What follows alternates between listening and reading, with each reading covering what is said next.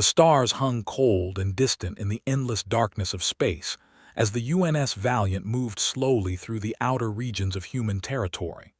The warship was massive, nearly a kilometer long, with smooth gray hull plating that reflected the light from distant suns. Inside the ship, Captain Daniel Wright sat in his command chair on the bridge, watching the display screens that showed empty space in all directions. The bridge was quiet except for the soft hum of computers and the occasional beep of sensor equipment. Daniel had been in command of the Valiant for 6 months now, and he knew every sound the ship made.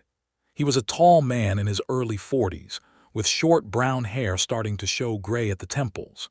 His uniform was crisp and clean, the rank insignia on his collar polished to a shine. "Captain, I'm picking up something on long-range sensors," said Lieutenant Benjamin Cole from the communications station. He was young, barely 25, with bright eyes that showed his excitement at anything unusual. "It's big, sir, really big." Daniel leaned forward in his chair. "Can you identify it?" "No, sir," Benjamin replied, his fingers moving quickly across his control panel. "It's not matching anything in our database. The energy signature is completely unknown." Lieutenant Commander Corinne Phillips stood from her station and walked over to stand beside the captain's chair. She was Daniel's second in command, a sharp woman with dark hair pulled back in a tight bun. "Could it be a natural phenomenon?" she asked. "I don't think so," said Dr. Laura Bennett from the science station. She was older than most of the bridge crew, with gray streaks in her blonde hair and glasses that she wore even though medical technology could have fixed her vision years ago. "The energy readings are too organized, too controlled. This is definitely artificial." Daniel felt his pulse quicken slightly, though his face remained calm. "Red alert. Battle stations. Benjamin, try to open a communication channel. Use all standard first contact protocols." Lights on the bridge shifted to a dim red glow as alarm klaxons sounded throughout the ship. All across the Valiant, 847 crew members rushed to their stations. Weapons systems came online, shields activated, and engineering teams stood ready to route power wherever it was needed most. "Sir, the object is coming out of faster-than-light travel," said Lieutenant Greg Palmer from the tactical station. He was a serious man who rarely smiled, his eyes constantly watching the threat assessment displays. "Distance is now 200,000 kilometers and closing." Then space itself seemed to tear open. A swirling vortex of purple and blue energy appeared on the main viewing screen, and from it emerged a ship that made the Valiant look like a child's toy. It was enormous, at least 10 kilometers long, with a dark hull covered in strange symbols and patterns that seemed to glow with their own light. Dozens of weapon ports lined its surface, and sensor arrays the size of buildings rotated slowly as they scanned the surrounding space. "My God," whispered Corinne, staring at the screen. Daniel kept his voice steady. "Analysis, Dr. Bennett." Laura's fingers flew across her controls, pulling up data as fast as the ship's computers could process it. "They're using some kind of quantum slip drive for faster-than-light travel. Their power output is enormous, at least 5 times what we would need for a ship that size. Weapon systems appear to be plasma-based, and their shields are using conventional electromagnetic deflection technology." "Are they a threat?" Daniel asked. "Their weapons could definitely hurt us, sir," Greg reported. "But their technology seems older than ours in some ways, more brute force and less efficient." "Captain, I'm receiving a transmission," Benjamin announced. "Audio only. They're speaking English, sir, perfect English." "Put it through," Daniel ordered. A voice filled the bridge, deep and resonant with a strange accent that made each word sound clipped and harsh. "Primitive vessel of Earth, you will power down your weapons and prepare to be boarded for inspection. I am Admiral Zekther of the Krell Collective. Your species has been observed and catalogued. You will submit to Krell authority and accept integration into the Collective as a subordinate member species. Resistance is futile and will result in the destruction of your vessel." The bridge crew looked at each other in shock. Daniel felt anger rise in his chest, but he pushed it down. This was first contact with an alien species, possibly the most important moment in human history. He needed to be smart, not emotional. "Open a channel, Benjamin," Daniel said quietly. Channel open, sir. Daniel stood from his chair and straightened his uniform. Admiral Zekther, I am Captain Daniel Wright of the United Earth Navy ship Valiant. Humanity welcomes peaceful contact with your species and looks forward to friendship and cooperation between our peoples. However, we will not submit to boarding or inspection without proper diplomatic negotiations. We are a sovereign species and will be treated as such. There was a long pause. When Zekther spoke again, his voice carried surprise and something that might have been anger. You refuse. You dare refuse the Krell Collective. We have dominated this region of space for 2,000 years. 43 civilizations have joined the collective under our guidance. You are a young species with barely 70 colonies. You have no right to refuse our authority. With respect, Admiral, every species has the right to self-determination, Daniel replied calmly. We seek friendship, not subjugation. On the main screen, they could see the massive Krell ship beginning to move, turning slowly to bring its weapons to bear on the Valiant. Warning lights began flashing across Greg's tactical display. Sir, they're powering up weapons, Greg reported, his voice tense. Multiple plasma cannons are charging. They also have missile tubes loading. Shields to maximum, Daniel ordered, but do not power weapons yet. I want them to know we're defending ourselves, not attacking. Karen moved closer to Daniel and spoke quietly so only he could hear. Captain, if they fire on us, can we win? Daniel's lips curved into a slight smile. Yes, Commander, we can win, but let's hope it doesn't come to that. Zekther's voice came through the speakers again. You leave me no choice, Captain Wright. Since you refuse peaceful integration, we will disable your ship and take your crew as prisoners. You will learn to respect Krell authority. I am initiating a full tactical scan of your vessel. Once we understand your primitive systems, we will know exactly how to disable them without destroying you. Sir, they're scanning us, Laura announced. It's a deep penetration scan, very thorough. They're probing every system, every power conduit, every weapon port. Daniel settled back into his chair and folded his hands in his lap. The slight smile remained on his face. Let them scan, Doctor. Let them see everything. Commander Ryan Tucker, the ship's security chief, stood near the back of the bridge. He was a huge man, nearly 2 meters tall with broad shoulders and arms thick with muscle. He caught the captain's expression and grinned slightly. Ryan had served with Daniel for 15 years and knew exactly what that smile meant. Aboard the Krell flagship, Scan Master Vixta watched her displays with growing confusion. She was a tall, thin alien with scaled skin that shimmered green and gold under the bridge lights. Her large eyes had 3 pupils each, allowing her to process multiple data streams simultaneously. Right now, all 6 pupils were dilated in shock. Admiral, she said, her voice trembling slightly. The scan results are impossible. Zekther turned from his command throne, his reptilian face showing irritation. He was massive even for a Krell, with dark red scales and eyes that glowed yellow in the dim light. Explain. The power readings from the human ship exceed theoretical maximums for a vessel of that size, Vixta said, her clawed fingers pointing to various displays.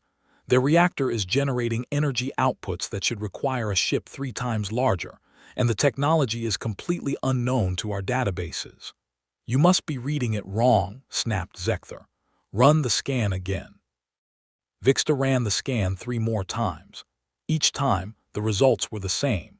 Admiral, their weapon systems show energy signatures consistent with directed singularity projectors. That technology is theoretical even for us. We've never been able to make it work in practice. Their point defense grid has targeting computers that process information faster than our systems can even measure. The hull composition includes materials with atomic structures that violate known physics. The bridge fell silent. Other Krell officers stared at the displays in disbelief. Tactical Commander Rockmer, a scarred veteran of 100 battles, spoke up from his station. Admiral, if these readings are accurate, that small human vessel could destroy our flagship in direct combat. Zekther's yellow eyes widened. In 2,000 years of Krell dominance, no one had ever told him that an enemy ship could defeat his own. That's impossible. They are a primitive species. They have only been in space for a few hundred years. The scan does not lie, Admiral, Vixta said quietly. Whatever path these humans took in their development, it led them to technologies far beyond our own. Back on the Valiant, Laura was completing her own analysis of the Krell ship. "Captain, I've finished my assessment of their vessel. Their technology is approximately 300 years behind ours in most areas. The fusion reactors they're using are powerful but inefficient. Their weapons rely on superheated plasma, which our shields can deflect easily. Their targeting systems are too slow to track our point defense weapons. So we could take them in a fight," Karen asked. "We could destroy them in under a minute," Laura said bluntly. "They wouldn't be able to damage us significantly before we crippled their ship." Daniel nodded slowly. "Then let's make sure they understand that before anyone does something stupid." He stood and walked to the center of the bridge. "Benjamin, open a channel again." "Channel open, sir." "Admiral Zekther, by now your scan of my ship is complete. I assume you've seen our capabilities. I want you to understand something very important. Humanity developed in isolation from the rest of the galaxy. We couldn't expand easily because we started in a region of space with few habitable worlds. So instead of spreading out, we focused all our energy and resources on technological advancement. We had to innovate to survive." He paused, letting his words sink in. "The Valiant is one of 47 ships in its class currently in service. We also have larger vessels with even more advanced capabilities. I'm telling you this not to threaten you, but to help you understand our position. We will defend ourselves if necessary, but we would much prefer to be your friends and allies." There was no response for a long moment. Daniel could imagine the chaos on the Krell bridge as they tried to process this information. Finally, Zekther spoke, and his voice had lost all its earlier arrogance. "Captain Wright, I must consult with my staff. Will you agree to a temporary ceasefire while we discuss this situation?" "Of course, Admiral," Daniel replied. "Take all the time you need." The channel closed. Karen stepped up beside Daniel. "Do you think they'll try to fight us anyway?" "I hope not," Daniel said.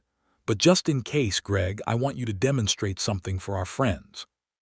Lock our point defense system onto every missile, torpedo, and fighter craft aboard their ship. Also acquire firing solutions on their reactor, their bridge, and their weapons arrays. Then transmit the targeting data directly to their tactical displays." Greg's hands moved across his controls with practiced efficiency. "Aye, sir. Targeting. Locked. Transmitting now." On the Krell flagship, warning alarms suddenly blared across every station. Rockmer stared at his tactical display in horror. "Admiral, human ship has acquired weapons locks on us. They've targeted every one of our missiles and fighters. They've also locked onto 17 critical systems throughout our ship." "How long did it take them to acquire those locks?" Zekther demanded. Rockmer checked his systems twice before answering. "0.003 seconds, Admiral. Our sensors barely registered the targeting beams before the locks were complete. Our countermeasures cannot break them. If they fire, we won't be able to stop them." Zekther felt something he had never experienced in his long military career. Fear. True, genuine fear for his ship and his crew. The humans could destroy his flagship before his people could even react. All his assumptions about Krell superiority had just shattered like glass. Political Officer Shenva, a smaller Krell with bright blue scales, spoke carefully. "Admiral, perhaps we should consider the human captain's offer of friendship more seriously." Intelligence Officer Quex, whose species had joined the collective centuries ago, added his thoughts. "We have analyzed human space extensively. They control only 72 star systems compared to our thousands, but if their technology is this advanced, they don't need numbers. A few dozen of their ships could devastate our entire fleet." Zekther closed his eyes and took a deep breath. Pride was a luxury he could no longer afford. "Open a channel to the human ship."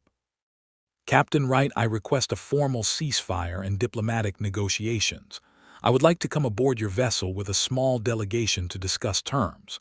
On the Valiant's bridge, Daniel felt relief wash through him. "Request granted, Admiral. You and your staff are welcome aboard. I'll have our shuttle bay prepared to receive you." He turned to his crew. "Greg, release all weapons locks.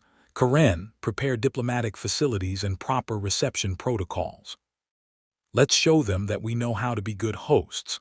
An hour later, a small Krell shuttle approached the Valiant. The human ship's massive bay doors opened, and the alien craft glided inside. As it settled onto the deck with a hiss of hydraulics, Daniel stood waiting with an honor guard of 20 Marines in dress uniforms. The shuttle's ramp lowered, and Admiral Zekther emerged.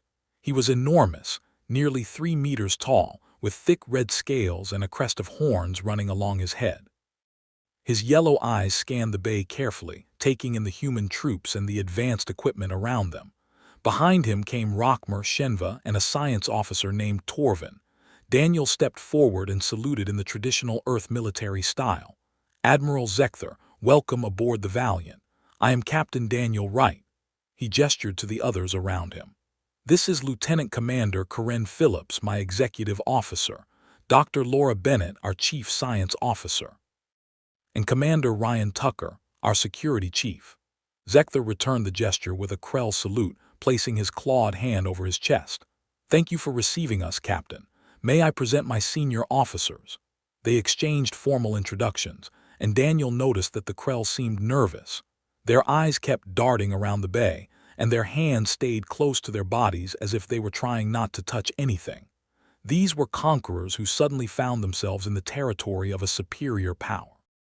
"Please follow me," Daniel said, gesturing toward the exit. "We've prepared a conference room where we can talk comfortably."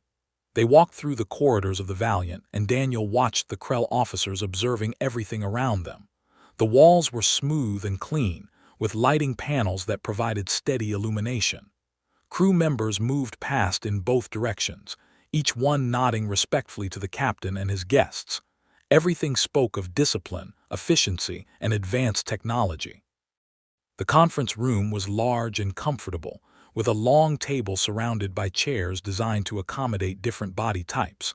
Large windows showed the stars outside, and display screens lined one wall. Daniel gestured for everyone to sit. "Before we begin formal discussions," Daniel said once everyone was settled, "I want to make something clear. Humanity seeks friendship and cooperation with other species. We have no desire to conquer or dominate anyone. But we will never submit to foreign authority. We are willing to be equals and allies, but not subjects." Zekther nodded slowly. "Your position is clear, Captain, and after seeing your capabilities, I understand that you have the power to enforce it. I must admit, this is a new experience for the Krell. For 2,000 years, we have been the dominant military force in this region. We have grown accustomed to other species accepting our authority. Why do you demand submission from other species?" Corinne asked. "What benefit does it bring you?" Shenva answered this question. "The Krell believe that organization and hierarchy bring order to the galaxy. Without a strong central authority, there would be chaos and constant warfare between species.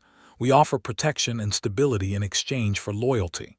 "But you also take away freedom," Laura pointed out. "Species that join your collective lose the right to govern themselves." "They gain security," Rockmer countered. "Many civilizations are grateful for Krell protection." Daniel leaned back in his chair. "I don't doubt that some species benefit from joining the collective, but humanity has learned through our own history that freedom is worth fighting for. We would rather face danger as a free people than live safely as slaves." "We do not consider collective members to be slaves," Zekther said, though his tone suggested he wasn't entirely convinced of his own words anymore. "Let me propose an alternative," Daniel said. "Instead of humanity joining the collective as a subordinate member, what if we formed an alliance as equals?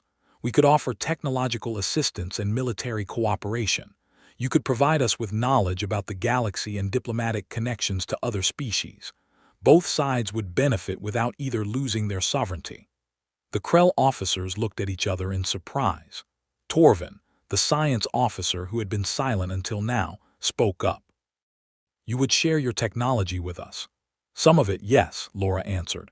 "Not our most advanced military systems, at least not right away, but we could share medical technologies, agricultural techniques, things that would improve quality of life for your people. As trust builds between us, we could expand what we share." "This is unprecedented," Shenva said. "The collective has never formed an alliance of equals with another species." "Perhaps it's time to start," Corinne suggested. "The galaxy is a big place. Surely there's room for more than one model of how civilizations can work together." Zekther was quiet for a long time, his yellow eyes staring at the table as he thought. Finally, he looked up at Daniel. "Captain Wright, you have given me much to consider. When I arrived here, I expected to be dictating terms to a primitive species. Instead, I find myself negotiating with a civilization that could destroy my ship with ease. It is humbling." "I understand," Daniel said gently. "Humanity has had our own moments of humility. We thought we were alone in the universe until we met you. Now we realize we're just one species among many. It's frightening and exciting at the same time. If I agree to this alliance," Zector said slowly, "the collective's leadership will be shocked. Many will see it as weakness. Or they might see it as wisdom." Ryan Tucker spoke up for the first time. His deep voice rumbled across the room. "There's no shame in choosing cooperation over conflict. That's not weakness, that's intelligence." Rockmer actually smiled at that, showing sharp teeth. "I like this human, he speaks truth plainly." Over the next 2 hours, they discussed the framework of a possible alliance: trade agreements, technology sharing protocols, joint military exercises, cultural exchanges. The conversation was cautious at first but grew more relaxed as both sides found common ground. Finally, Zector stood. "Captain Wright, I believe we have the foundation for an agreement. I will need to present this to the collective's Supreme Council for approval, but I will recommend they accept your proposal." Daniel stood as well and extended his hand. Zector looked at it curiously for a moment, then reached out and grasped it carefully. His clawed hand was huge compared to Daniel's, but his grip was gentle. "I think this is the beginning of a good friendship," Daniel said. "I hope you are right," Zector replied. "Though I confess this is not how I expected this day to go." As the Krell delegation prepared to return to their shuttle, Torvin approached Dr. Bennett. "Your technology is truly remarkable," he said. "How did you achieve such rapid advancement?" Laura smiled. "Necessity is the mother of invention, as we say on Earth. When you can't rely on numbers or resources, you have to be smarter than everyone else.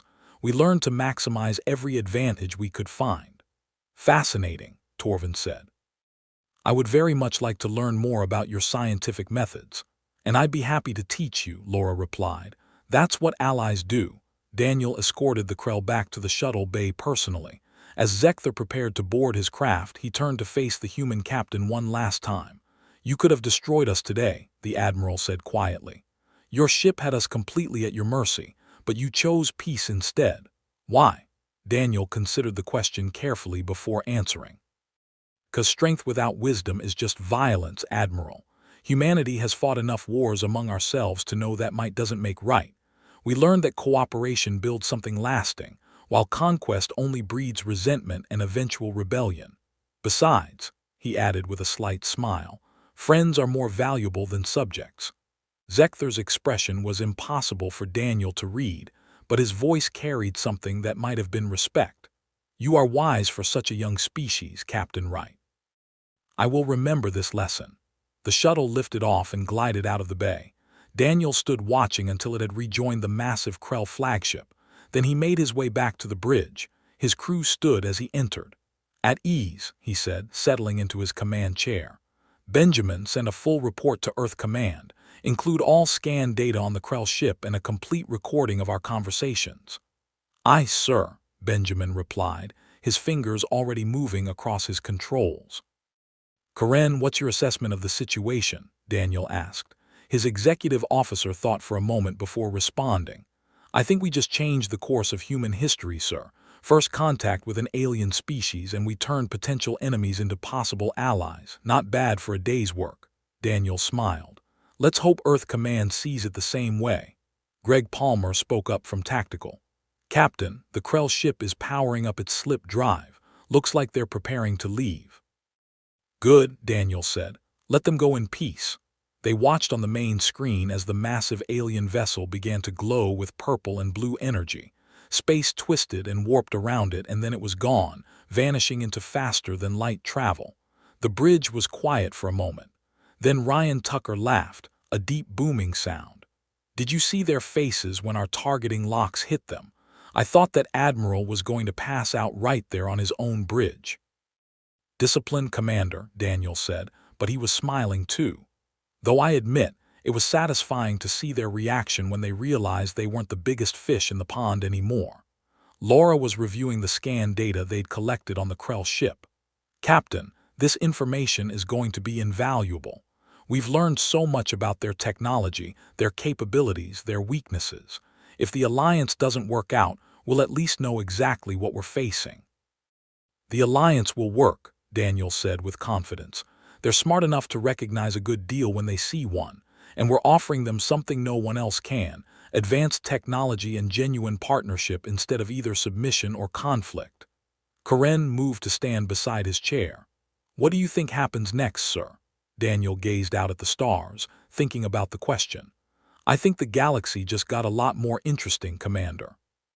We came out here expecting to patrol empty space. Instead, we made first contact with a powerful alien civilization. We showed them that humanity is strong enough to defend itself but wise enough to choose peace. News of this encounter is going to spread. Other species will hear about it. Some will want to be our friends. Others might see us as a threat. Either way, we're ready, Ryan said firmly. Yes, we are, Daniel agreed. Earth spent 200 years building these ships for a reason. Every warship in the fleet was designed to win against superior numbers. We have the technology, the training, and the will to defend ourselves. But more importantly, we have something the Krell don't seem to have.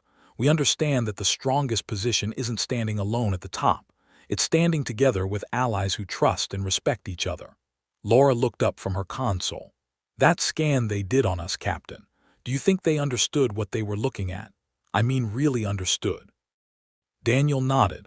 Oh, I think Admiral Zekther understood perfectly, Doctor. That's why he agreed to talk instead of fight. He realized that his 2,000 years of military dominance just ended, not because we destroyed his ship, but because he found an opponent who could destroy him but chose not to. That's a lesson that will stick with him. And with us, Karen added quietly. This could have gone very differently if we'd been less careful. True, Daniel acknowledged. Which is why I'm recommending that Earth Command updates all first contact protocols based on what we learned today. We got lucky. The Krell are aggressive but not stupid. If we'd run into a species that attacked first and asked questions later, this could have been a tragedy instead of a triumph. Benjamin turned from his station. Sir, I'm getting a response from Earth Command. They've received our report and acknowledged. They're requesting a real-time conference call in 6 hours. Understood, Daniel said. Looks like we'll be explaining ourselves to the admirals. Karen, start preparing a detailed brief. I want every decision we made documented and justified. On it, sir, she replied.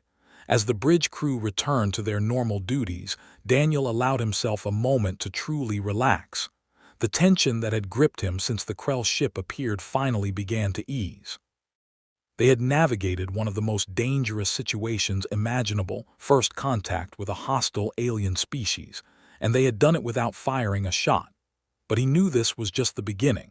Somewhere out in the vast darkness of space, Admiral Zekther was traveling home to report to his superiors. The Krell Supreme Council would have to decide whether to accept humanity's offer of alliance or reject it. Other alien species would hear about what happened here today. Some would be curious. Others might be frightened, and a few might see humanity as a threat that needed to be eliminated. Daniel Wright had commanded the Valiant for 6 months. In that time, he had drilled his crew relentlessly, preparing them for combat they all hoped would never come. Today, that preparation had paid off in an unexpected way. They had won a victory without violence, achieved security through demonstrated strength combined with diplomatic wisdom.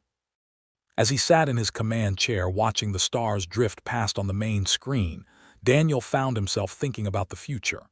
Humanity was no longer alone in the universe. They had neighbors now, powerful alien civilizations with their own interests and agendas. The peaceful isolation of the past was over, but humanity was ready. They had built ships that could face any threat. They had trained people who could make the right decisions under pressure. And most importantly, they had learned from their own bloody history that force alone never brought lasting peace. The galaxy was about to discover what humans had known for generations. The strongest weapon wasn't the biggest gun or the most powerful ship. It was the wisdom to know when to fight and when to talk, the courage to defend yourself, and the restraint to show mercy to those who would be your enemies. Admiral Zekther had scanned the human warship expecting to find weakness. Instead, he found something that frightened him far more than any weapon could. He found a species that was strong enough to destroy him, but wise enough to offer friendship instead. And in that moment, everything changed. The hours passed slowly as the Valiant continued its patrol route through the outer sectors. Daniel had retired to his ready room, a small office adjacent to the bridge where he could work in private. The walls were lined with books, real paper books that he had collected over the years. In an age where everything was digital, there was something comforting about the weight of a physical book in his hands. But tonight, he couldn't focus on reading. His mind kept returning to the encounter with the Krell. Every decision he had made, every word he had spoken, played through his memory again and again. Had he been too aggressive, too passive? Should he have offered more or demanded more? A chime at his door interrupted his thoughts. "Come in," he called. Karen entered, carrying a data pad and 2 cups of coffee. She set one on his desk and settled into the chair across from him. "I thought you might need this," she said, gesturing to the coffee. "You read my mind," Daniel replied, taking a grateful sip. "How's the brief coming along?" "Almost done. I've documented every action we took and the reasoning behind it. Earth Command should have no trouble understanding our decisions." She paused, studying his face. "Are you worried about their reaction?" Daniel considered the question. "A little. We made first contact with an alien species and essentially threatened them with our superior military technology. Some of the admirals back home might think we should have been more diplomatic, less confrontational." "You were as diplomatic as possible given the circumstances," Karen pointed out. "They demanded our surrender. What were we supposed to do, agree?" "No, of course not. But there's always someone who thinks they could have handled it better." He set down his coffee and leaned back in his chair. "The truth is, Karen, I'm more worried about what comes next than what already happened. We opened a door today. Other species are going to come through it. And some of them won't be as reasonable as the Krell turned out to be," Karen finished his thought. "Exactly. We got lucky today. Zekther was smart enough to recognize when he was outmatched. But what happens when we meet a species that doesn't care about casualties? Or one that sees our technology as something to steal rather than something to trade for?" Karen was quiet for a moment, sipping her coffee. "Then we'll deal with it the same way we dealt with this situation. We'll be strong enough to defend ourselves but smart enough to avoid unnecessary conflict." "I hope you're right," Daniel said. "Because ready or not, humanity just became a player in galactic politics, and we have no idea what kind of game we've joined." Down in the ship's mess hall, crew members gathered in small groups, talking excitedly about the day's events. Word had spread quickly through the ship about the alien encounter, and everyone had an opinion about what it meant. Lieutenant Greg Palmer sat with a group of younger officers, answering their endless questions about the tactical situation. "So could we really have destroyed their ship that easily?" asked Ensign Kevin Martinez, a fresh-faced kid who had graduated from the academy 6 months ago. "Yes," Greg answered simply. "Their shields wouldn't have stopped our main batteries and their hull composition was vulnerable to our weapons. If it had come to a fight, we would have won decisively." "But they were so much bigger than us," another ensign said. "How is that possible?" Greg smiled slightly. "Size isn't everything in space combat. It's about technology, tactics, and training. The Krell built their ship big and powerful by their standards, but their standards are outdated compared to ours. It's like comparing a wooden sailing ship to a modern aircraft carrier. The sailing ship might be bigger, but the carrier is infinitely more capable." In the engineering section deep in the ship's core, Chief Engineer Patricia Morgan was conducting routine maintenance on the reactor systems. She was a short woman with gray hair and grease stains permanently embedded under her fingernails. She had been working on Starship engines for 30 years and knew the Valiant systems better than anyone. Her assistant, Lieutenant Tony Chen, worked beside her on the primary power couplings. "Chief, can I ask you something?" he said. "Go ahead," Patricia replied without looking up from her work. "That zero-point energy reactor we use, how far ahead of other species is that technology?" Patricia paused and considered the question. "Hard to say exactly since we don't know what most other species are using, but based on the Krell ship's power signature, I'd estimate we're at least 200 years ahead in power generation technology, maybe more.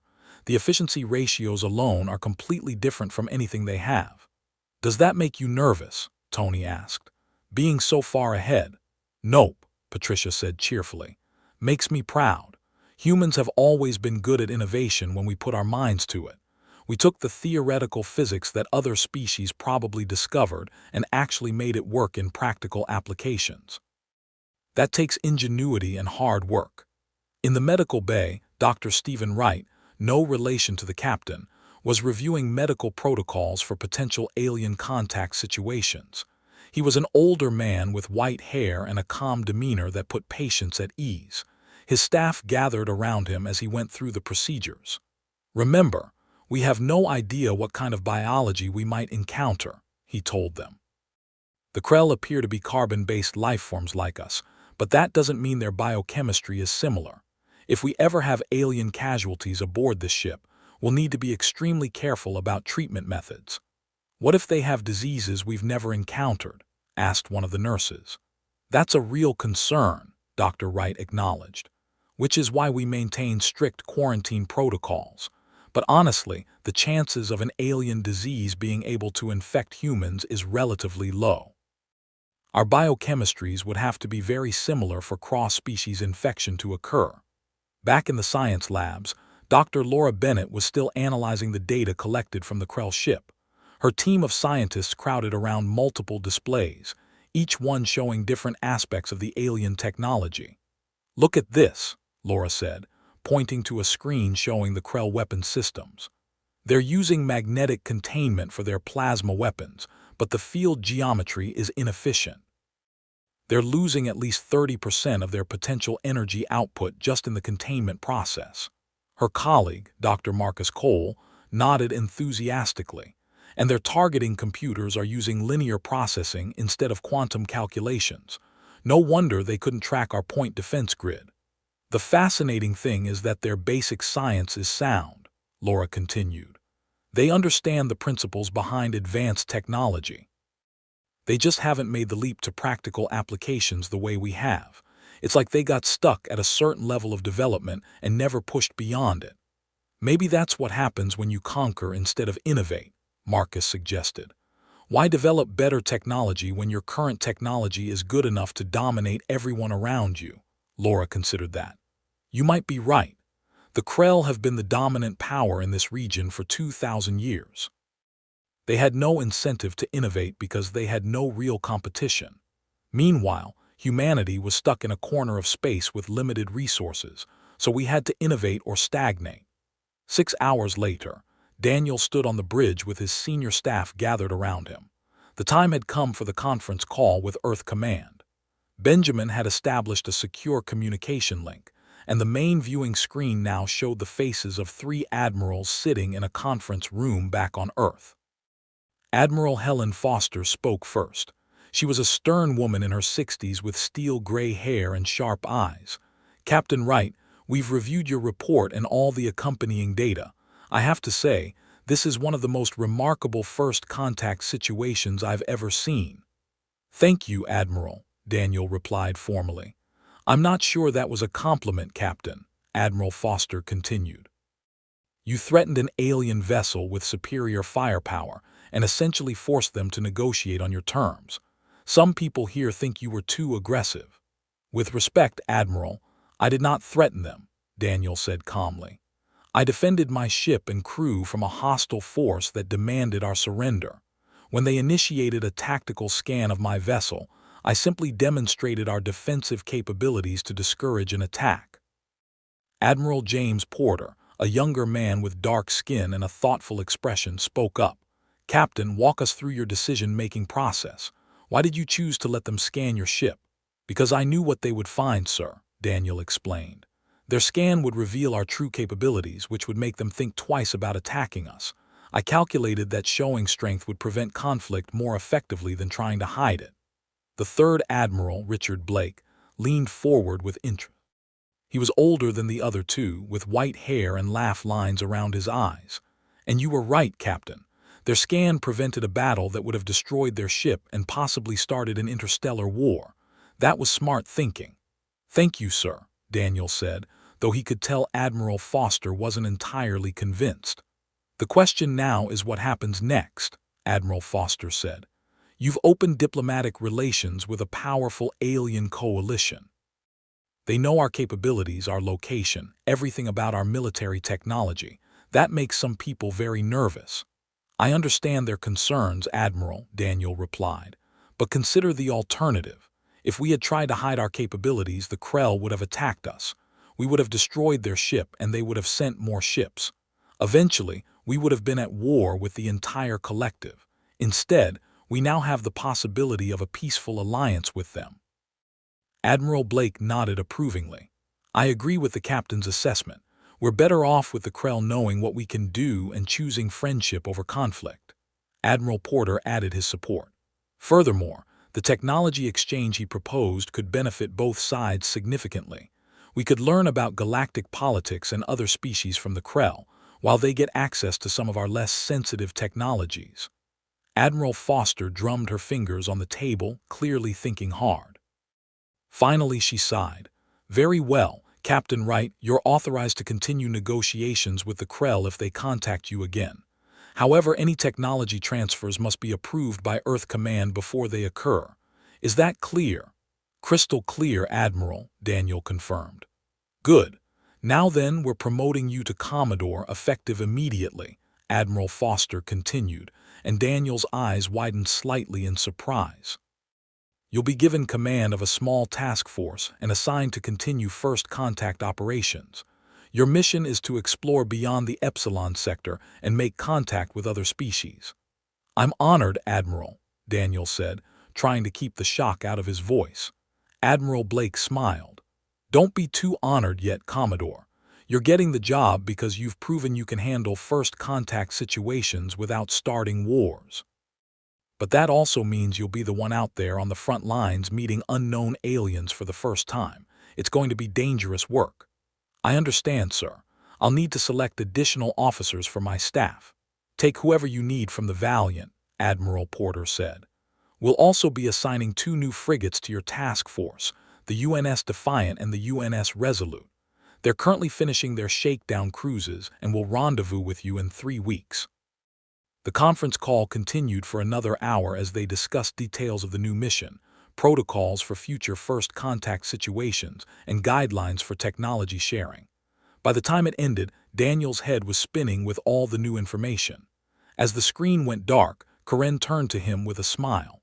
"Congratulations, Commodore Wright. You've come a long way from patrolling empty space." "I'm not sure if this is a promotion or a punishment," Daniel replied with a wry smile. "They're basically asking me to go out and find more potentially hostile aliens to negotiate with." Ryan Tucker clapped him on the shoulder, nearly knocking him forward. "Look at it this way, sir. At least it won't be boring." Laura Bennett approached with a thoughtful expression. "Commodore, if we're going to be making more first contact situations, I'd like to expand my science team. We'll need specialists in xenobiology, linguistics, and cultural analysis." "Make a list of who you need," Daniel told her. "I'll approve the requisitions." Greg Palmer had been studying the star charts on his tactical display. "Sir, if we're heading beyond the Epsilon sector, we'll be entering completely unexplored territory. No human has ever gone that far from Earth." "Which means we'll have no idea what we're flying into," Daniel acknowledged. "We'll need to be even more careful than we were today. Not every species will be as reasonable as the Krell turned out to be." Benjamin Cole spoke up from communications. "Sir, I'm receiving a transmission from the Krell flagship. It's Admiral Zekther." Daniel felt a flutter of anticipation. "Put him through, Lieutenant." Zekther's reptilian face appeared on the screen. "Commodore Wright, I heard about your promotion. Congratulations are in order." "Thank you, Admiral. News travels fast." "Indeed it does," Zekther replied. "I wanted to inform you that I have presented our agreement to the Krell Supreme Council. After much debate, they have voted to accept an alliance with humanity on the terms we discussed." Relief flooded through Daniel. "That's excellent news, Admiral. I'm very pleased to hear it." "As am I, Commodore, though I must warn you, not everyone in the collective is happy about this decision. There are those who view an equal alliance as a sign of weakness. You may face some resistance from certain Krell factions." "We can handle resistance," Daniel assured him. As long as the official policy is alliance and cooperation, we can work with that. There is one more thing, Zekther continued. Word of our encounter has spread to other species in this region. Several civilizations have expressed interest in meeting with humanity. Some are curious, others are concerned about your military capabilities. Can you give me names? Daniel asked. The Vorlax Federation, the Aquian Assembly, and the Chithar Swarm have all made inquiries. The Vorlax are particularly interested, though I would advise caution with them. They have been rivals of the Krell for centuries. Daniel nodded. Thank you for the warning, Admiral. We'll approach any contact with them carefully. I look forward to working with you in the future, Commodore Wright.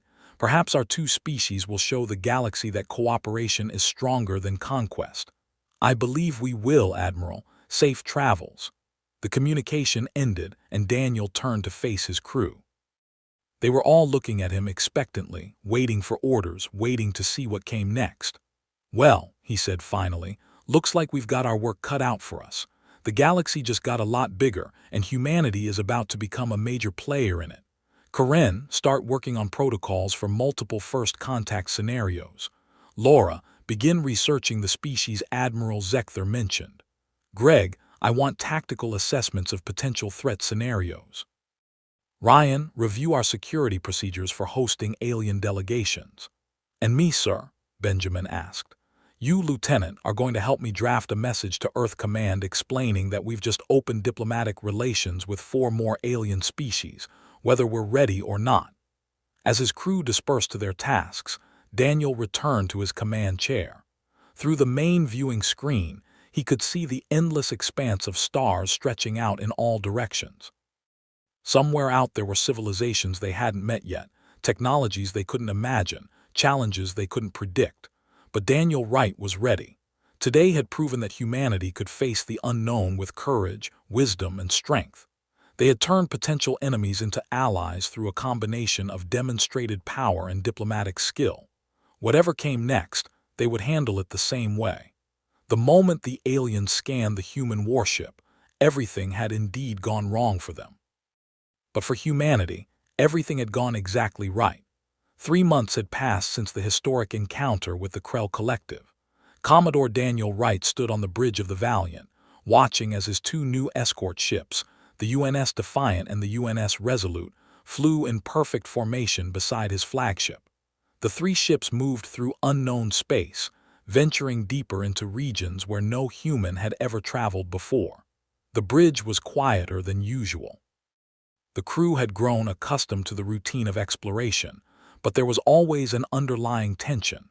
Every star system they entered could contain new life, new civilizations, new opportunities for friendship or conflict. Daniel had learned to live with that uncertainty. Commodore, I'm detecting unusual energy signatures ahead, said Lieutenant Benjamin Cole from the communications station. His voice carried the same excitement it always did when they found something interesting.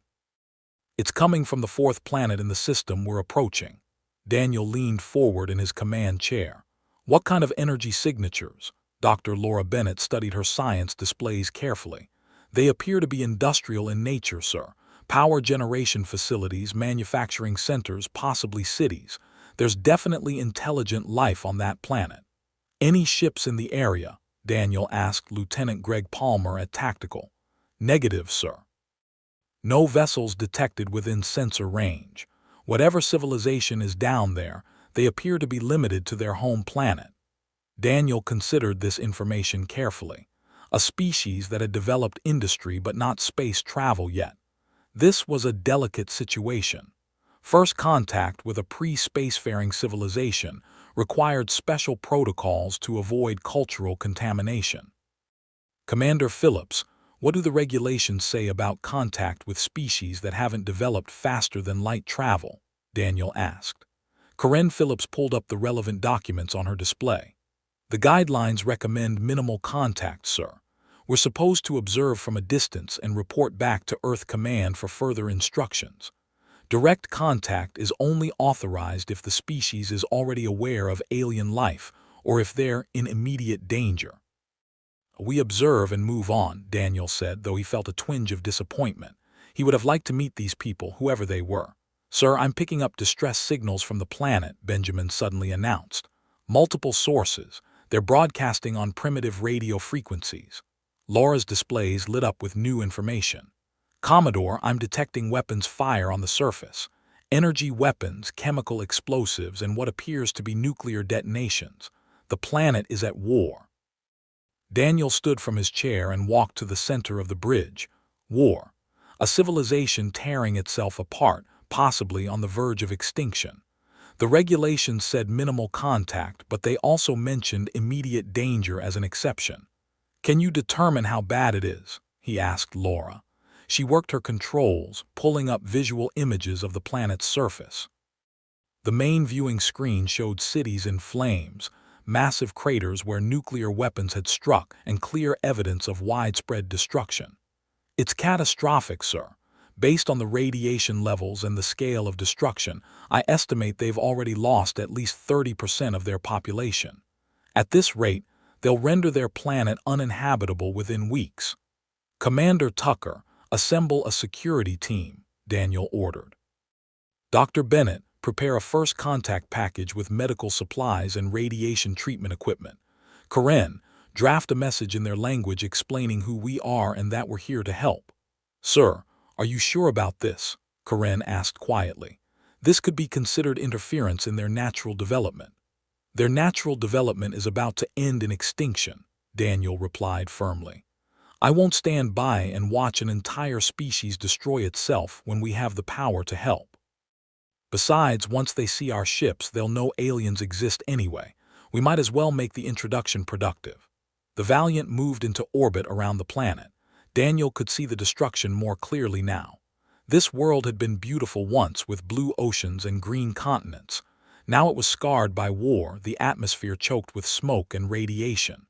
Benjamin, broadcast our message on all frequencies, Daniel commanded. The young lieutenant activated the transmission. Karen's carefully crafted message went out in the planet's dominant language, which their computers had translated from the radio broadcasts. The message was simple and direct. Humanity came in peace, offered assistance, and asked for a ceasefire so they could talk. For several minutes, there was no response. Then the communications board lit up with incoming transmissions from multiple sources on the planet below. Sir, we're receiving hundreds of responses, Benjamin reported. Most are asking if this is real. Some think it's a trick by their enemies. A few are threatening to shoot us down if we approach. Can you identify any central government or authority? Daniel asked. There appear to be two major factions at war, Benjamin answered. The Northern Coalition and the Southern Alliance. Both control roughly equal portions of the planet.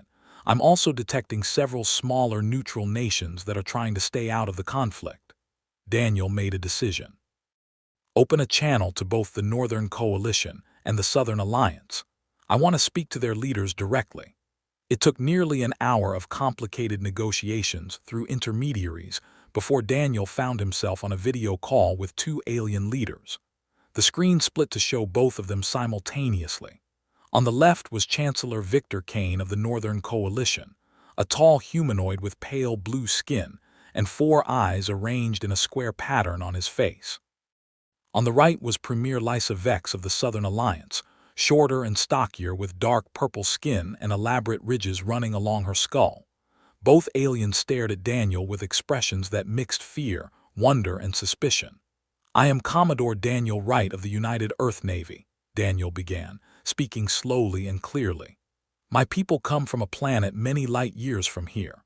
We detected your civilization and came to make peaceful contact, but what we found instead was war. This is none of your concern, alien, Victor Kane said coldly. His voice was deep and harsh through the translation software. The Southern Alliance started this war with their aggression. We will finish it.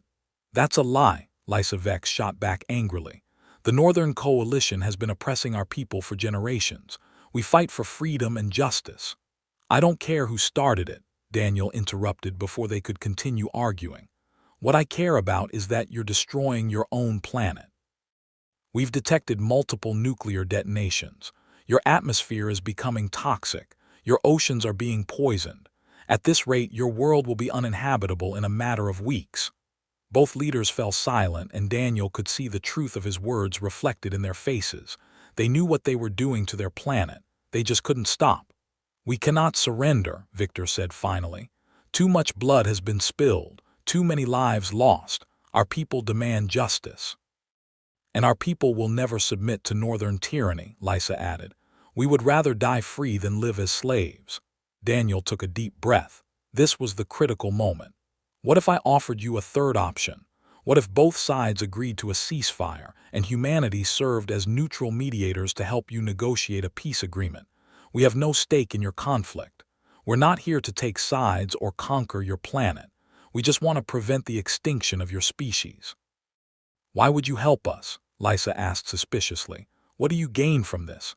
"Nothing material," Daniel answered honestly. "But my species has been where you are now. We nearly destroyed ourselves in wars just like this one. We know the pain and the suffering that comes from conflict. If we can help you avoid the mistakes we made, that's reward enough." Victor's 4 eyes studied Daniel carefully. "You said your species nearly destroyed itself. How did you survive?" "We learned to talk instead of fight," Daniel said. "We learned that our similarities were more important than our differences. It wasn't easy, and it didn't happen overnight. But eventually we realized that working together made us all stronger than fighting alone ever could." The two alien leaders looked at each other through the split screen. For the first time since the conversation began, Daniel saw something other than anger in their eyes. He saw exhaustion, sadness, and perhaps a tiny spark of hope. "If we agree to a ceasefire," Lysa said slowly, "what guarantees do we have that the other side won't use it to prepare a stronger attack?" "You have my word that humanity will monitor both sides equally," Daniel promised. "We have the technology to watch your entire planet simultaneously. Any violation of the ceasefire will be immediately detected and reported. Plus, we're prepared to land medical teams and radiation cleanup specialists to help repair the damage already done." "Your technology must be very advanced," Victor observed.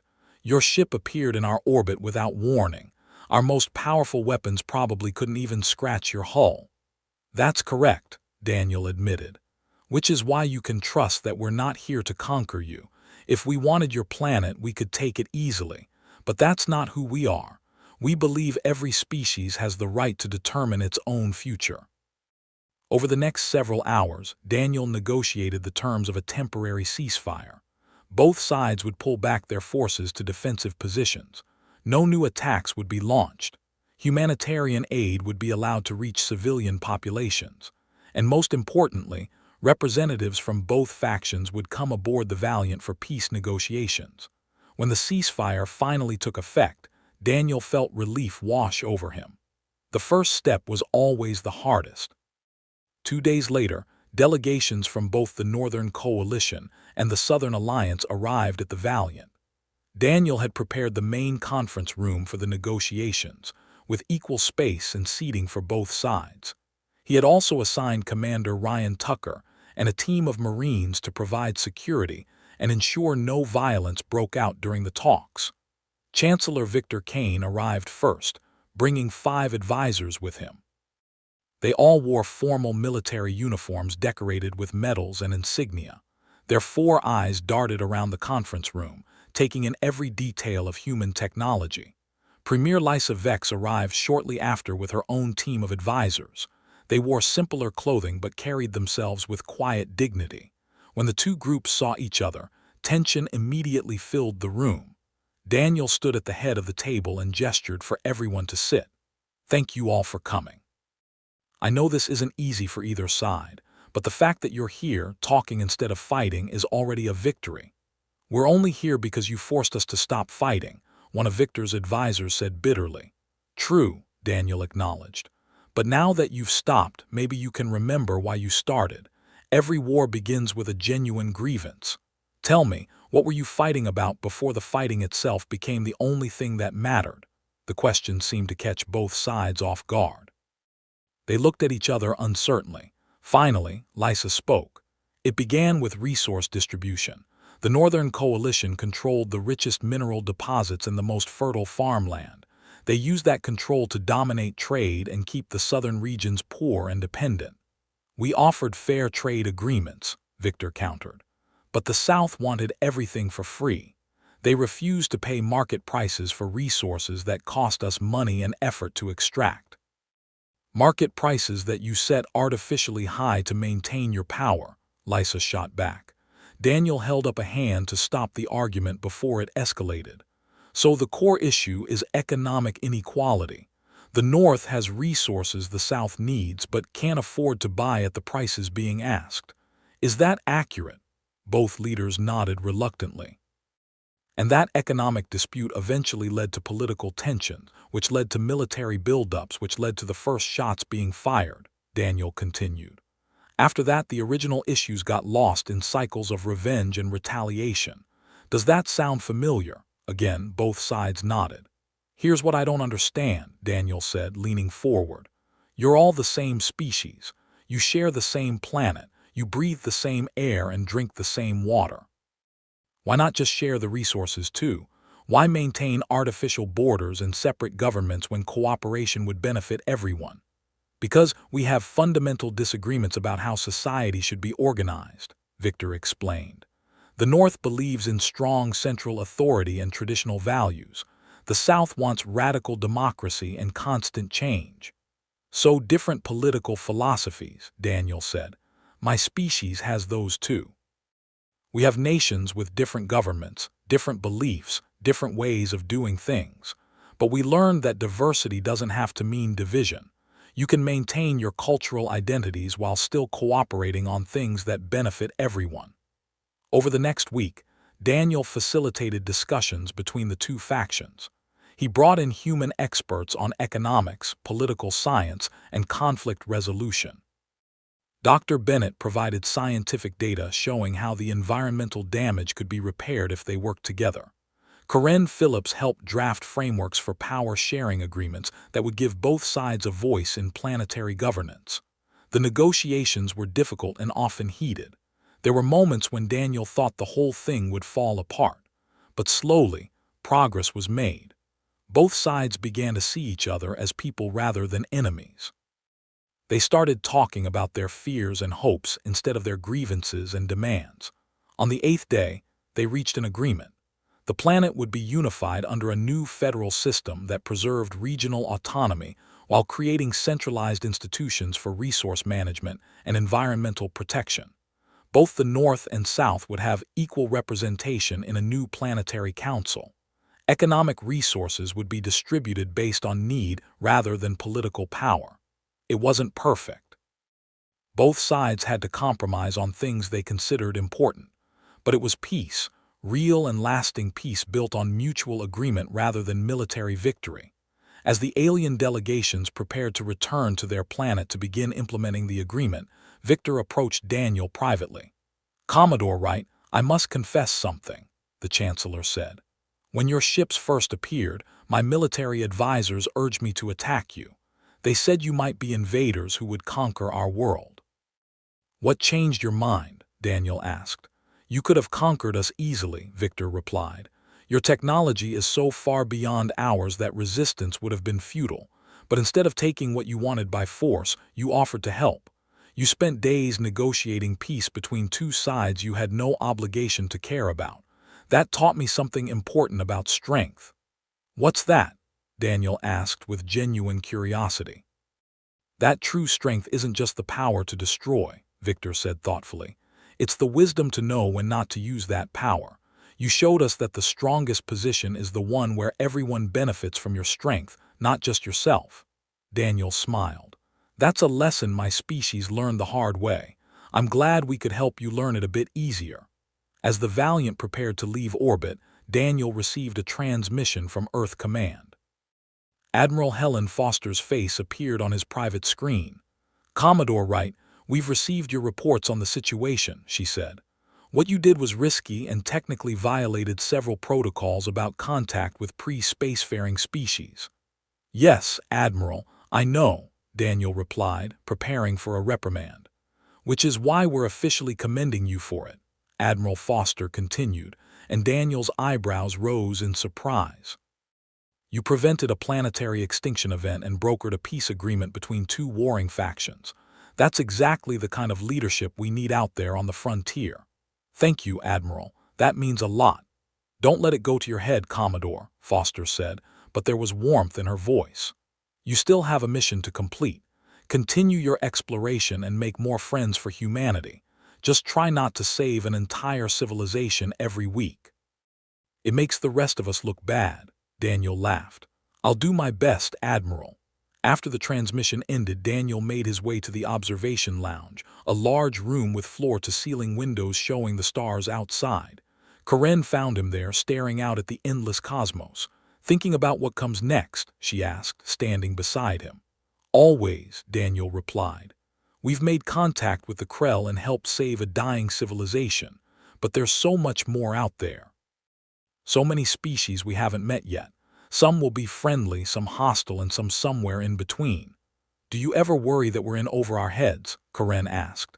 Daniel considered the question. Every single day. But then I remember that every great journey starts with people who are uncertain and afraid. The key is to keep moving forward despite the fear. The crew believes in you, Karen said. They trust your judgment. I hope I can live up to that trust, Daniel said quietly. 3 weeks later, the Valiant and its escorts entered a new star system. Long-range sensors detected a massive space station orbiting the sixth planet, along with dozens of ships moving between the station and the planet's surface.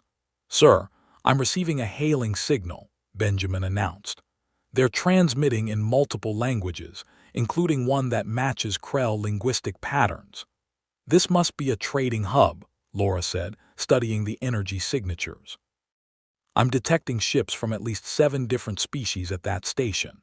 Daniel felt excitement building in his chest. A multi-species trading station meant opportunities for diplomatic contact and information gathering. Open a channel, Benjamin. Let's introduce ourselves. A voice responded in perfect English, though with a strange melodic quality. Unknown vessels, this is Nexus Station. Please identify yourselves and state your business. This is Commodore Daniel Wright of United Earth. We're explorers making peaceful contact with other civilizations. We'd like permission to dock at your station. There was a pause, then the voice came back with evident surprise. United Earth, the species that made an alliance with the Krell Collective. News traveled fast in this part of the galaxy, Daniel thought. Yes, that's us. You've heard of humanity. Everyone has heard of you, Commodore. The species with impossible technology that forced the mighty Krell to negotiate as equals. You're famous across half the sector. Permission to dock is granted. We're very curious to meet you. As the Valiant approached the massive station, Daniel could see it was truly enormous, easily 10 kilometers across with docking bays for ships of all sizes. The architecture was unlike anything human engineers had designed, with flowing organic curves mixed with hard geometric angles. Prepare a diplomatic team, Daniel ordered. Karen, you're with me. Ryan, bring a security detail but keep them low profile. Laura, I want you to meet with whatever scientists are on that station and exchange information. Greg, maintain yellow alert status while we're docked. The station's interior was a marvel of alien engineering. Corridors wide enough to accommodate beings of vastly different sizes. Atmosphere controls that could adjust to different species' needs in different sections. Shops and markets selling goods from across the galaxy. And aliens. So many different species that Daniel lost count. He saw beings that looked like giant insects, others that seemed to be made of living crystal, some that floated in the air without visible means of support. The diversity of life in the galaxy was staggering. A delegation of 3 aliens approached Daniel's team. The leader was a being that resembled a tall, slender bird with iridescent feathers and large, intelligent eyes. Commodore Wright, I am Trade Master Zalara. Welcome to Nexus Station.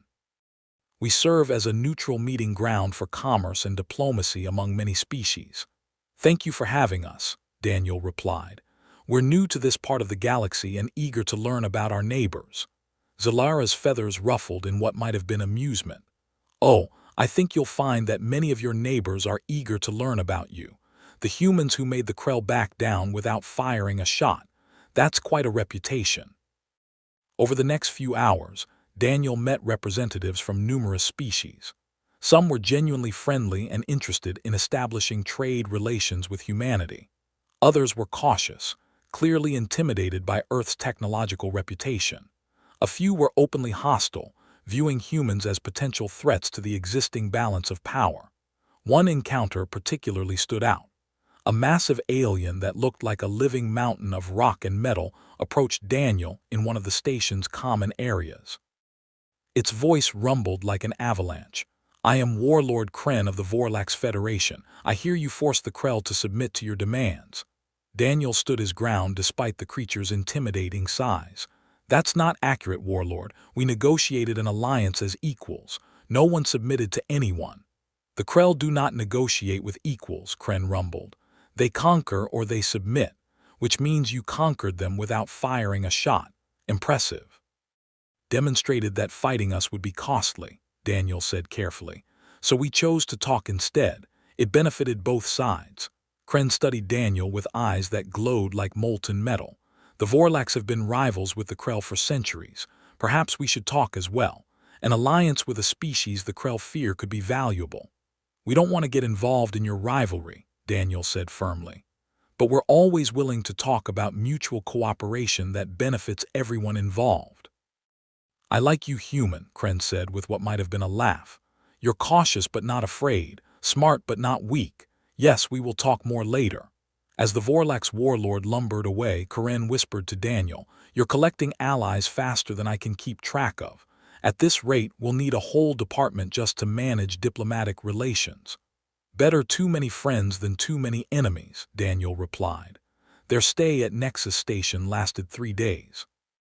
During that time, Daniel established preliminary contact with 8 different species, exchanged technological information with 4 others, and set up future meetings with 6 civilizations interested in formal alliances with humanity. Dr. Bennett met with alien scientists and learned about galactic history, politics, and the complex web of relationships between different species. She discovered that the galaxy was divided into several major power blocks, with the Krell Collective being one of the largest. But there were others, some friendly and some decidedly not. Commander Tucker's security team gathered intelligence on potential threats. They learned about the Skrith Empire, a militaristic society that had been expanding aggressively in another part of the galaxy. They heard rumors of the Shadow Collective, a mysterious organization that operated in the darkest corners of space, and they discovered evidence of ancient civilizations that had risen and fallen long before any current species reached the stars. On their last day at the station, Trade Master Zalara hosted a formal dinner in honor of the human delegation. Representatives from dozens of species attended, and Daniel found himself the center of attention. "Tell us, Commodore," asked an aquatic being whose name Daniel couldn't pronounce, "what is humanity's goal in the galaxy? Do you seek to build an empire, to spread your influence and control?" Daniel stood to address the assembled crowd. "Humanity's goal is simple. We want to survive and thrive in a galaxy full of other intelligent life. We want to make friends, establish trade, share knowledge, and learn from others. We have no interest in empire building or conquest. We believe that cooperation benefits everyone more than domination benefits the few. But you have superior technology," pointed out an insectoid being. "History shows that technological superiority usually leads to expansion and control. History also shows that empires built on force eventually collapse," Daniel countered. "We'd rather build something that lasts, something based on mutual respect and shared benefits. Yes, we have advanced technology. We're willing to share some of it with species we trust, but we're also interested in what other species can teach us. Every civilization has something unique to offer." His words seemed to resonate with many in the audience. By the end of the evening, Daniel had received invitations to visit a dozen different homeworlds and attend multiple diplomatic summits. As the Valiant finally departed Nexus Station, Daniel stood on the bridge with his senior staff, reviewing everything they had learned. "We've made more progress in 3 days than I expected in 3 months, Karen said, scrolling through her notes. "Preliminary agreements with 8 species, information about galactic politics, and invitations to continue diplomatic work. We also learned about potential threats," Greg added. "This Skrith Empire sounds particularly concerning.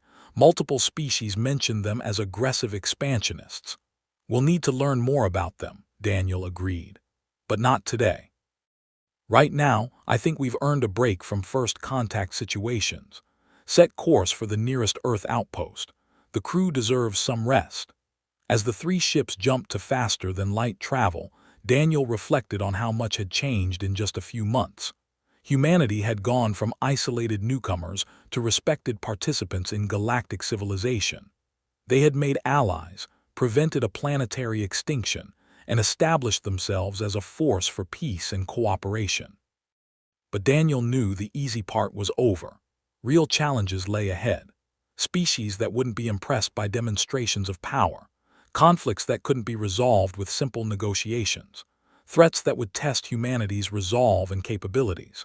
The galaxy was vast and full of wonders and dangers in equal measure. But Daniel Wright was ready to face whatever came next, armed with advanced technology, wise leadership, and the simple belief that friendship was stronger than conquest. In the end, that belief would shape humanity's place among the stars far more than any weapon ever could.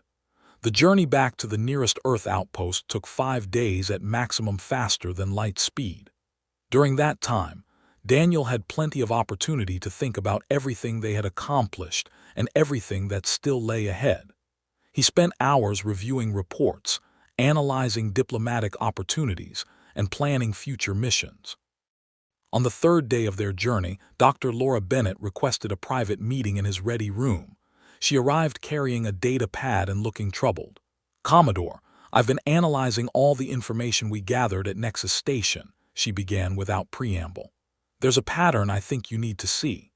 Daniel gestured for her to continue. "Multiple species mentioned the Skrith Empire as a threat, but they all became evasive when I asked for details," Laura explained. "So I cross-referenced what each species told us and compared it with historical data we collected.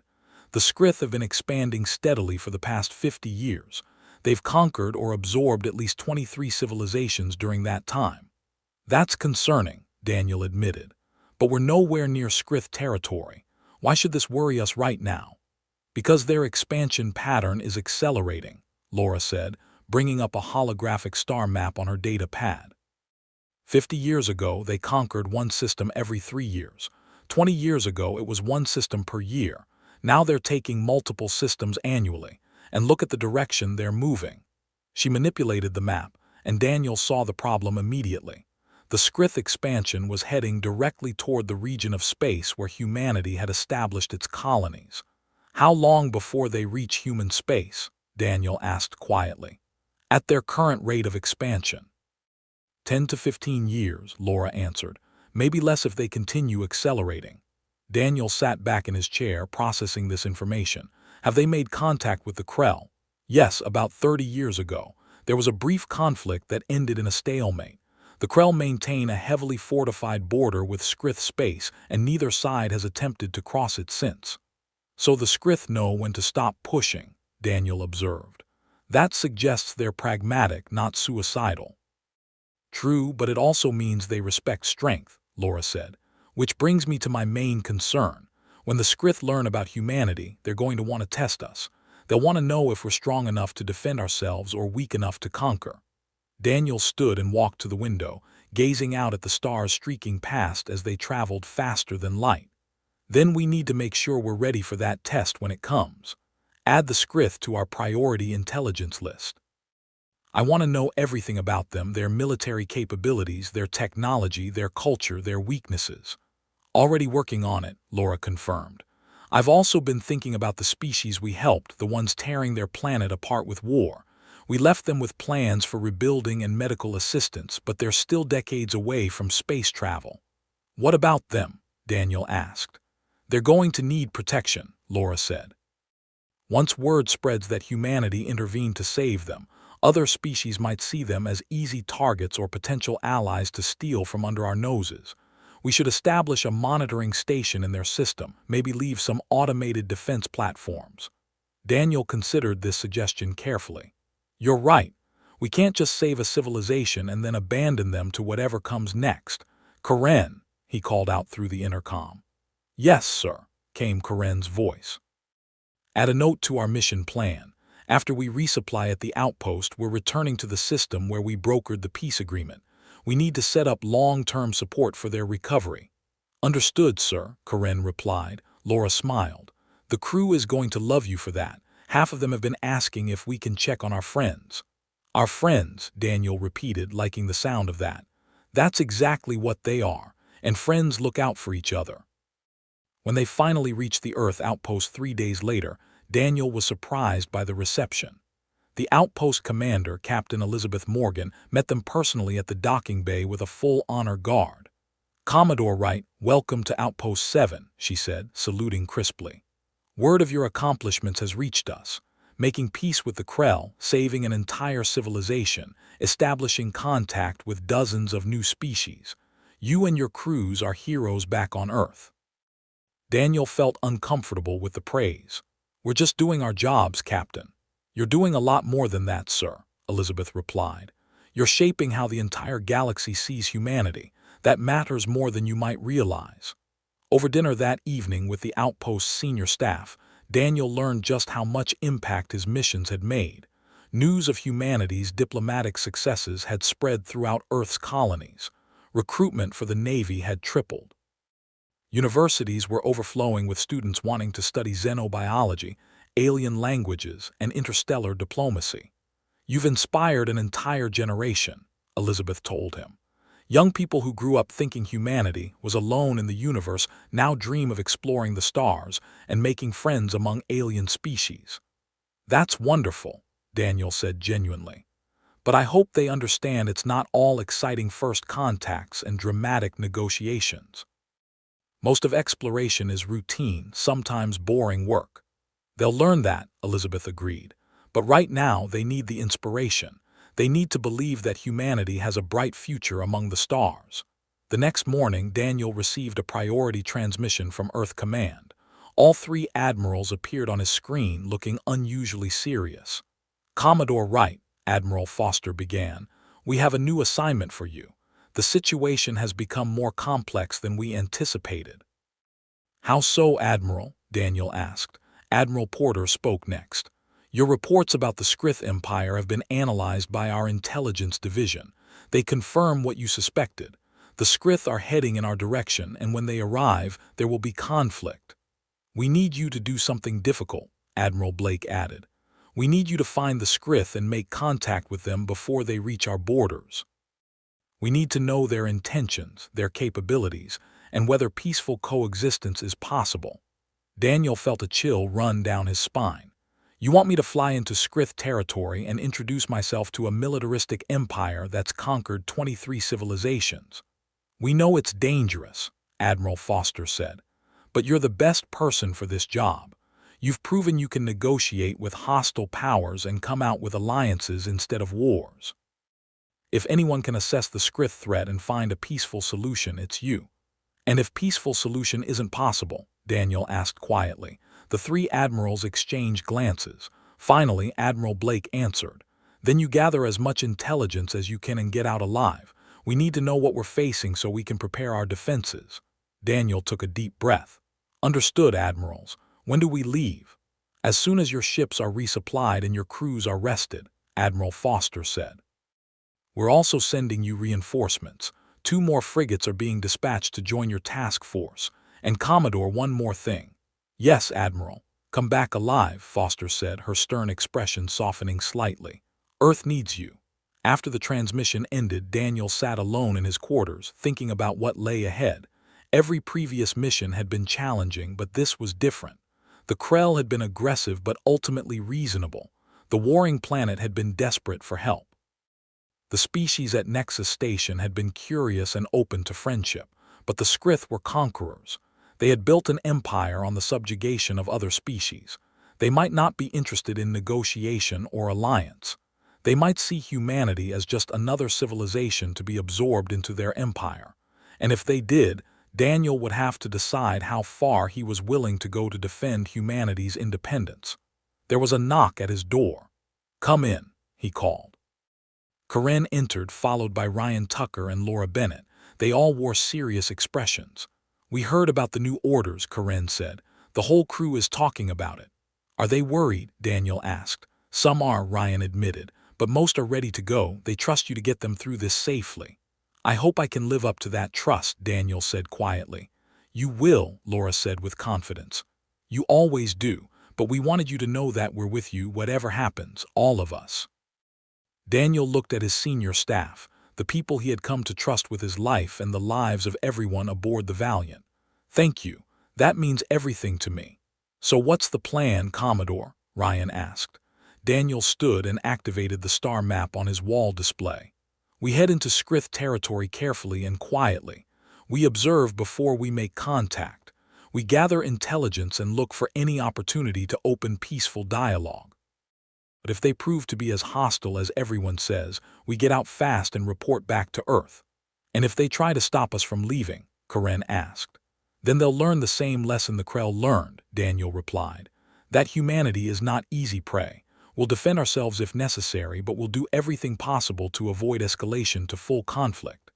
2 weeks later, the Valiant led a small fleet of 5 ships across the border into Skrith space. The journey had been tense but uneventful. They had traveled carefully, using every stealth technology humanity possessed to avoid detection.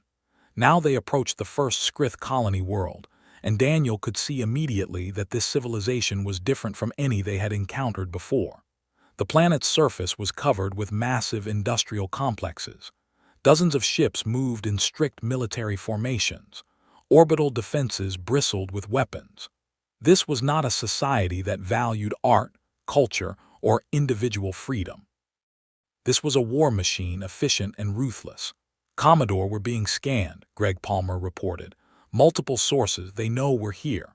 I expected as much, Daniel replied calmly. Benjamin, transmit our standard greeting. Let's see how they respond. The response came quickly, and it was not friendly. A harsh voice filled the bridge, speaking in a language the computer quickly translated. Unknown vessels, you have violated Skrith space. Power down your engines and prepare to be boarded. Resistance will result in your destruction.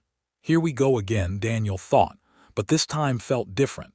The Krell had been arrogant but ultimately pragmatic. These Skrith sounded like they expected immediate obedience without question. Open a channel, Benjamin, Daniel ordered. Channel open, sir. Daniel chose his words carefully.